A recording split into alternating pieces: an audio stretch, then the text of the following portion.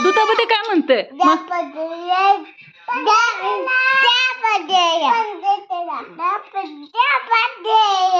कुठे गेल्या मम्मी कुठे गेल्या आयान मम्मी कुठे गेली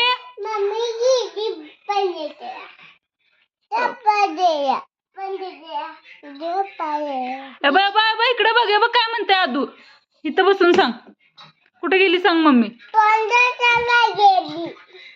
पंढरपूरला गेल्या म्हणते ते पंढरपूर आयान आदू पप्पा कुठे गेलेत कशाला कोचतस रोज तुझी आजी नाही तर नाटकी कराय कळालं काय चिचिन धरून चिचिन बघ चिचिन घालून खलबत्यात मुला कुठे गेल्या आयान आयान अस्मिता